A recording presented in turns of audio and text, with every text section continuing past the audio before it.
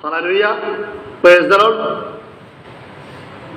परमेश्वर का धन्यवाद देते हैं, एक बार फिर से प्रभु ने हमें समय दिया है ताकि हम एक बार फिर से परमेश्वर के वचन में से दानियेल की पुस्तक के ऊपर चिंतन मनन कर सके। इससे पहले कि हम वचन में जाएं, आइए हम परमेश्वर की हुजूरी में अपने सरों को झुकाएं और प्रार्थना करें। निहायत ही मेहरबान खुदा, हम तेरा धन्यवाद देते हैं आज के सुंदर सुनहरी समय के लिए। तूने समय दिया था कि हम तेरे पवित्र वचन में से समझ सके, सीख सके और तेरे जीवित वचन के अनुसार अपने जीवन को चला सके। हमें से हर एक की सहायता करना, मदद करना मांग लेते हैं। प्रार्थना तेरे बेटे हमारे खुदा यीशु मसीह के मधुर और मीठे नाम से सुन और ग्रहण कर, आमीन। मैं आप लोगों के सामने पढ़ूंगा परमेश्वर के पवित्र वचन में से दानियेल नबी की पुस्तक, इसका दूसरा अध्याय, इसकी 31 आयत से लेकर 35 आयत तक यहां पर लिखा है। हे राजा, तू देख रहा था तब एक बड़ी मूरत देख पड़ी, और वह मूरत जो तेरे सामने खड़ी थी वह लंबी चौड़ी थी, उसकी चमक अनुपम थी, उसका रूप भयंकर था।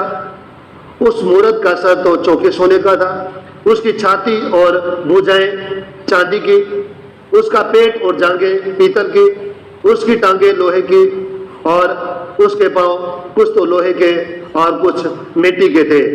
फिर देखते देखते तूने क्या देखा कि एक पत्थर ने बिना किसी की खोदे आप ही आप उखड़कर उस मूर्ति के पांव पर लगकर जो लोहे और मिट्टी के थे उसको चकनाचूर कर दिया। तब लोहा, मिट्टी, पीतल, चांदी और सोना सब चूर चूर हो गए, और धूप काल के खलिहान के भूसे के समान हवा से ऐसे उड़ गए कि उनका कहीं पता न रहा। और वह पत्थर जो मूर्ति पर लगा था वह बड़ा पहाड़ बनकर सारी पृथ्वी के ऊपर फैल गया। प्यारे जीजों, पिछली बार को हम परमेश्वर के पवित्र वचन में से देख रहे थे। नबूकदनेस्सर राजा एक स्वप्न देखता है जिसकी वजह से व्याकुल हो जाता है। तमाम ज्योतिषियों को, पंडितों को, तांत्रिकों को बुलाते हैं। कोई राजा का स्वप्न नहीं बता सकता, ना उसका अर्थ बता सकता है। फिर दानियेल आता है और दानियेल राजा का स्वप्न बताता है और उसका अर्थ बताता है। और दानियेल राजा को बताता है कि यह महाराज, आपने देखा एक बहुत बड़ी मूरत है, उसका सर सोने का है, उसकी छाती और उसकी भुजाएं चांदी की है, उसका पेट और उसकी जांघें पीतल का है, और उसके जो टांगे हैं वो लोहे की हैं, उसके पैर कुछ तो लोहे के और कुछ मिट्टी के। फिर दानियेल कहता है, तूने देखते देखते क्या देखा कि एक पहाड़ में से एक पत्थर अपने आप निकला, और उस पत्थर ने आकर उस मूरत के पैरों के ऊपर टक्कर मारी, बड़ी जोरदार टक्कर मारी, जिससे सारी की सारी जो मूरत है वो धराशाही होगी। और सब कुछ जैसे खलिहान में भूसा हवा में ग्रीष्म काल में उड़ जाता है, इसी तरह सब कुछ उड़ गया। और देखते देखते ये छोटा सा पत्थर बहुत बड़ा पहाड़ बन गया। हालेलुया। प्यारे जीजों, पिछली बार हम परमेश्वर के पवित्र वचन में से देख रहे थे। दानियेल नबूकदनेस्सर राजा को कहता है कि ये जो सोने का सर है, ये हे महाराज, ये आपका साम्राज्य है। यानी कि मादी फारस, जो बेबीलोन का साम्राज्य था, वो सोने का साम्राज्य यहां पर बताया गया है।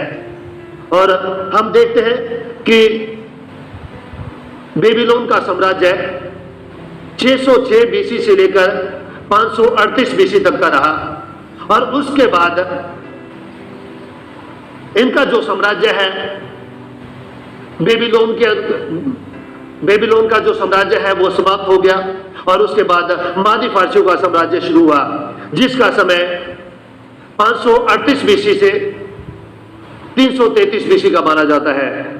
और इसका जो पहला सम्राट था खुसरू, जिसको हम साइरस के नाम से भी जानते हैं, उसने बेबीलोन के ऊपर आक्रमण किया और विजयी हुआ, और इस तरह उसने पूरे संसार के ऊपर अपना साम्राज्य स्थापित कर लिया। पहले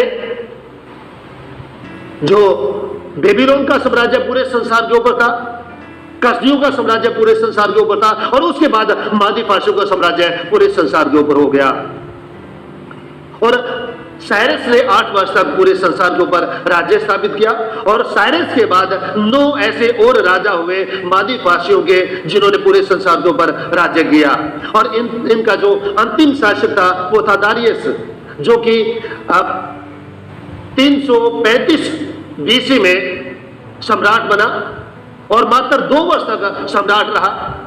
और उसके बाद अलेक्जेंडर द महान, जिसको हम सिकंदर महान के नाम से जानते हैं, उसने उसके ऊपर आक्रमण किया और 333 बीसी में उसने मादी फारसी के साम्राज्य को अपने साम्राज्य में मिला लिया, बेबीलोन को जीत लिया और बेबीलोन को अपनी राजधानी बनाया और पूरे संसार के ऊपर राज्य करने लगा। और प्यारे जीजों, हम देखते हैं कि तीसरा विश्व साम्राज्य शुरू होता है, जो कि ग्रीस का साम्राज्य माना जाता है।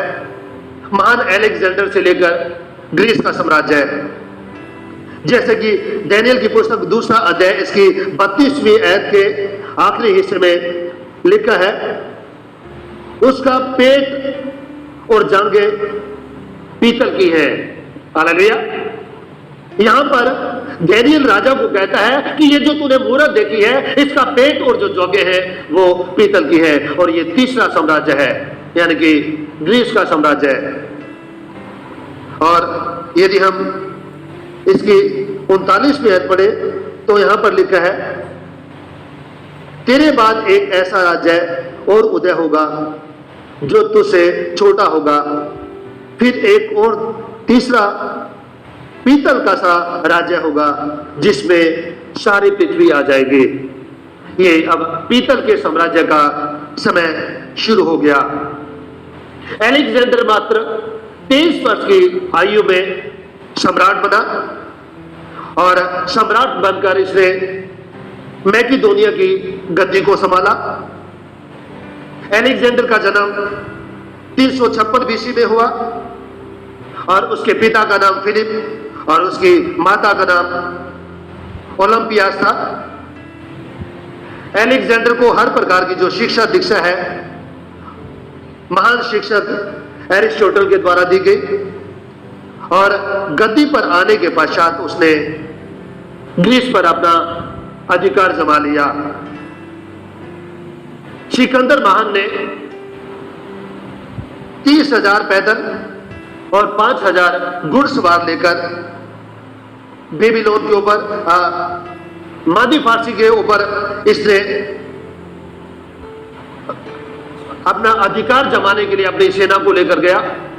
और इतिहास बताता है कि ये विजयी हुआ और मादी फारसी साम्राज्य का अंत हुआ और ग्रीस साम्राज्य हाईलाइट में आया। और वहीं से सिकंदर महान ने पूरे संसार के ऊपर अपना प्रचंड फहराने का इरादा बना लिया और पूरे संसार के ऊपर विजय करने के लिए वो अपनी सेना को लेकर निकल पड़ा। और प्यारे जीजों, हम इतिहास को पढ़ते हैं तो हम देखते हैं कि सिकंदर महान ने बेबीलोन को अपनी राजधानी बनाया और धीरे धीरे अपने राज्य को मजबूत करता हुआ तमाम संसार को विजय करता हुआ वो हिंदुस्तान में भी आया। और हिंदुस्तान में जो पंजाब का राजा उस समय राजा था, राजा पोर्स, उसके साथ मैत्रीपूर्ण संबंध भी इसने हिंदुस्तान में आकर स्थापित किए।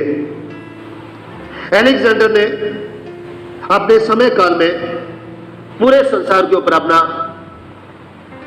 विजय अभियान शुरू किया। जो विजय अभियान शुरू किया था पूरे संसार के ऊपर इसने अपना जो अभियान था वो शुरू करने के बाद पूरे संसार के ऊपर इसने अपना झंडा फहरा दिया, पूरे संसार को इसने जीत लिया।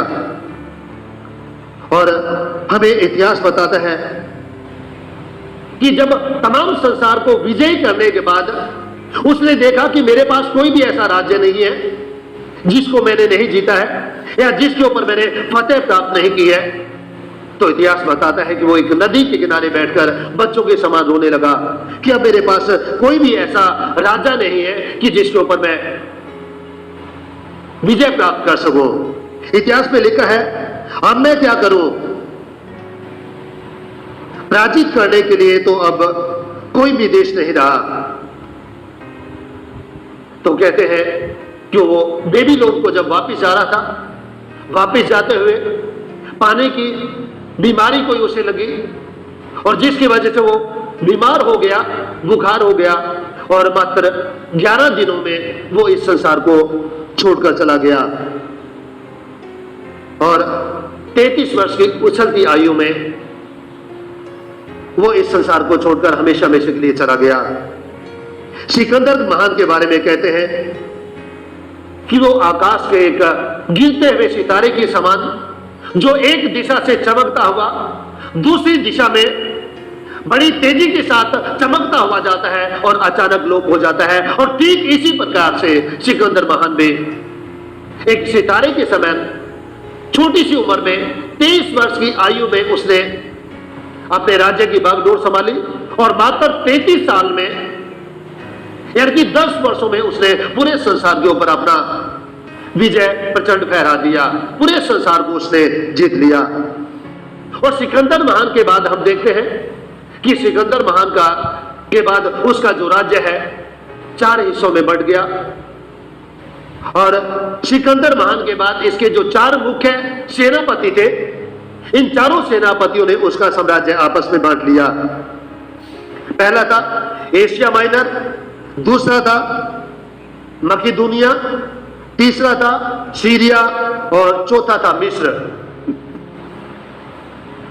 इन चारों सेनापतियों ने सिकंदर महान के साम्राज्य को आपस में बांट लिया। हालांकि नबूकदनेस्सर राजा के ये जो स्वप्न यहां पर देखा है, इसमें इन चारों साम्राज्यों का जिक्र नहीं है। इसके बारे में हम 7वें और 8वें अध्याय में आने वाले दिनों में हम देखेंगे और देखते हैं कि धीरे धीरे जो रोमी साम्राज्य है वो पावर में आने लगा और जब रोमी साम्राज्य पावर में आया तो रोमी साम्राज्य ने इन चारों साम्राज्यों का जो अलेक्जेंडर द ग्रेट के 4 बड़े बड़े साम्राज्य बन गए, 4 हिस्सों में बंट गया। इन चारों साम्राज्यों को उसने अपने साम्राज्य में मिला लिया। तो इस प्रकार से ग्रीस साम्राज्य का जो समय है वो समाप्त हो गया और इसका समय 333 बीसी से लेकर 46 बीसी तक का माना जाता है, यानी कि 270 वर्ष का साम्राज्य ग्रीस साम्राज्य माना जाता है। चौथा साम्राज्य जो है वो है दानियल, जिस तरह दानियल की पुस्तक इसका 2रा अध्याय इसकी 40वें आयत पढ़े तो यहां पर कहता है, चौथा राज्य लोहे के तुल्य मजबूत होगा, लोहे से तो सब वस्तुएं चूर चूर हो जाती हैं और पिस जाती हैं, इसलिए जिस भांति लोहे से ये सब वस्तुएं कुचली जाती हैं उसी भांति उस चौथे राज्य से सब कुछ चूर चूर होकर पिस जाएगा। हालेलुया। यहां पर परमेश्वर अपने वचन के द्वारा बताता है कि जो चौथा साम्राज्य होगा वो लोहे के समान मजबूत होगा, यानी कि जो नबूकदनेस्सर राजा ने स्वप्न देखा, जो मुहूर्त देखे, उसकी जो टांगे थी वो लोहे की थी और जिस तरह लोहे से सब कुछ पिस जाता है, सब कुछ चकनाचूर हो जाता है और इसी तरह से चौथा साम्राज्य बहुत ही पावरफुल होगा, बहुत ही शक्तिशाली होगा। वैसे तो रोम 510 बीसी से 30 बीसी तक एक शक्तिशाली और विस्तारवादी रिपब्लिक के रूप में अवश्य माना जाता था, लेकिन विश्व साम्राज्य के रूप में ये 63 बीसी से ही समझा जाता रहा है। कुछ बुद्धिजीवी लोग मानते हैं कि रोमियो का जो साम्राज्य है 30 बीसी से शुरू होता है, लेकिन दानियल इसका 2रा अध्याय इसकी 40 आयत जो अभी हमारे सामने पड़ेगी, इसके अनुसार चौथा साम्राज्य लोहे के समान मजबूत होगा। जिस तरह लोहे से सारी वस्तुएं चकनाचूर हो जाती हैं, पिस जाती है, इसी तरह से ये राज्य तमाम राज्यों को पीस डालेगा और इसका समय 63 बीसी से 476 बीसी माना जाता है। यानी कि रोमी जो राज्य है इसका विश्व साम्राज्य जो था 539 वर्ष का था। डैनियल की पुस्तक इसका दूसरा अध्याय इसकी 33 आयत पढ़े तो यहां पर लिखा है, उसकी टांगे लोहे की और उसके पांव कुछ तो लोहे के और कुछ मिट्टी के थे। मूरत के लिए जो दो पांव हैं ये इस बात को दर्शाते हैं कि रोमी साम्राज्य दो हिस्सों में बटा होगा, और वाकई में दो हिस्सों में बटा हुआ था। और इसका विभाजन 364 एडी में हुआ, और ये जो दो भाग बने, एक पूर्वी भाग की जो राजधानी थी, इसकी राजधानी थी कॉन्स्टेंटिनोपल, और जो इसका दूसरा भाग था वो था पश्चिमी भाग, इसकी राजधानी थी रोम। और इसका पतन 476 एडी में हुआ। और इस प्रकार से हम देखते हैं कि रोमी साम्राज्य धीरे धीरे खत्म हो गया। इसके बाद डैनियल राजा को बताता है 43 आयत से लेकर 41 आयत से लेकर 43 आयत तक पढ़े तो यहां पर वचन भी लिखा है, तूने जो मूर्ति के पांव और उसकी उंगलियों को देखा, जो कुछ कुम्हार की मिट्टी की कुछ लोहे की थी, इससे वह चौथा राज्य बटा हुआ, तो भी उसमें लोहे का सा कड़कपन रहा, जैसे कि तूने कुम्हार की मिट्टी के संग लोहा भी मिला हुआ देखा। जैसे पांव की उंगलियां कुछ तो लोहे की और कुछ मिट्टी की थी। इसका अर्थ यह है कि वह राज्य कुछ तो दृढ़ और कुछ निर्बल होगा। तूने जो लोहे को कुम्हार की मिट्टी के संग मिला हुआ देखा, इसका अर्थ यह है कि उस राज्य के लोग एक दूसरे मनुष्य से मिले जुले तो रहेंगे, परंतु जैसे लोहा मिट्टी के साथ मेल नहीं खाता, वैसे ही वे एक दूसरे के साथ बने न रहेंगे। यहां पर डैनियल नबूकदनेस्सर राजा को कहता है कि तूने देखा कि जो मूरत है इसके पांव कुछ तो लोहे के हैं और कुछ मिट्टी के।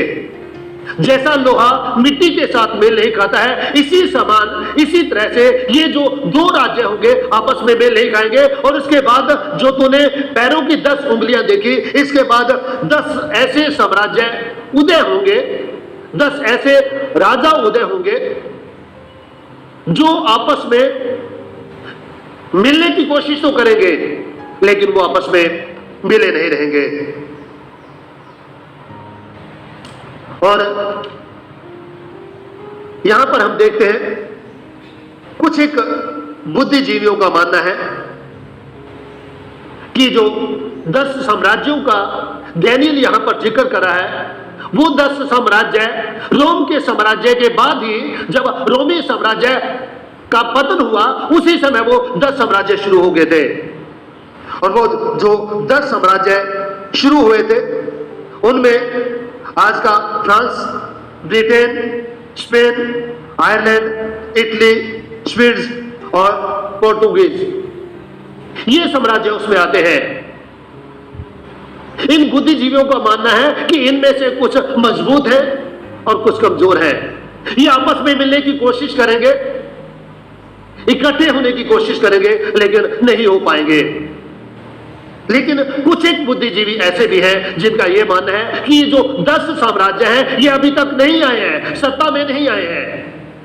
जहां पर रोम साम्राज्य का पतन हुआ था, वहीं से यूरोप में ये 10 साम्राज्य शुरू होंगे। जिस समय प्रभु यीशु मसीह का द्वितीय आगमन होगा, उससे पहले ये 10 साम्राज्य शुरू होंगे, सत्ता में आएंगे और आपस में मिलजुल जाने की कोशिश करेंगे, लेकिन आपस में मिले नहीं रहेंगे। जिस तरह लोहा मिट्टी के साथ मेल नहीं खाता है, इसी तरह ये भी आपस में मिले नहीं रहेंगे। कोशिश करेंगे लेकिन ये आपस में नहीं मिल पाएंगे। प्यारे चीजों, इतिहास से हमें ज्ञात होता है कि विश्व राज्य की स्थापना के लिए बहुत सारे लोगों ने कोशिश की, कि यूरोप को एक झंडे के नीचे लाया जाए, और इसको एक करने के लिए बहुत सारे लोगों ने स्वप्न देखे, जैसे कि फ्रांस के चार्ल्स, नेपोलियन, जर्मनी के विलियम कैसर और जर्मनी के ही हिटलर। इन्होंने कोशिश की कि तमाम यूरोपियन जो कंट्रीज हैं इनको एक बैनर के नीचे लाया जाए, लेकिन प्यारे जी जो ये असफल हो गए, ये लोग कामयाब नहीं हुए। कुछ बुद्धिजीवी ये मानते हैं कि ये जो 10 साम्राज्य हैं उस समय उदय होंगे, जिस समय प्रभु यीशु मसीह का द्वितीय आगमन इस संसार में होगा, उससे पहले ये 10 साम्राज्य उदय होंगे और आपस में एकजुट मिलने की कोशिश करेंगे, लेकिन वो आपस में नहीं मिल पाएंगे। आने वाले समय में, आने वाले इतवार में हम और इससे आगे बढ़ेंगे, उस पत्थर के बारे में जानेंगे जो पत्थर बिना किसी के खोदे अपने आप पहाड़ में से निकला, और पहाड़ में से निकलकर उस पत्थर ने उस मूर्ति के पैरों पर बड़ी जोरदार टक्कर मारी, और उस टक्कर के साथ ये पूरी की पूरी मूरत धराशायी हो गई। और जिस तरह हवा में सब कुछ उड़ जाता है, इसी तरह ये सारे के सारे साम्राज्य हवा में उड़ गए, और देखते देखते ये पत्थर बहुत बड़ा पहाड़ बनकर पूरे संसार में फैल गया। आने वाले इतवार में हम इसके बारे में चर्चा करेंगे। परमेश्वर इन वचनों के द्वारा हम सभी को आशीष दे और होने दे कि आने वाले समय में और भी गहराई से हम परमेश्वर के वचन को जान सके, समझ सके। परमेश्वर इन वचनों के द्वारा हम सभी को आशीष दे, आमीन। दुआ करेंगे। निहायत ही मेहरबान खुदा, हम तेरा धन्यवाद देते हैं और प्रभु जी तेरे वचन के लिए, आपने वचन के छिपे वेद हम पर उजागर करना, और जो खुदा ने इन वेदों को और भी गहराई से जान सके, समझ सके और तेरे जीवित वचन के अनुसार अपने जीवन को चला सके। हम में से हर एक की सहायता करो, मदद करो। मांग लेते हैं प्रार्थना तेरे बेटे हमारे खुदा यीशु मसीह के मधुर और मीठे नाम से, सुनो ग्रहण कर, आमीन।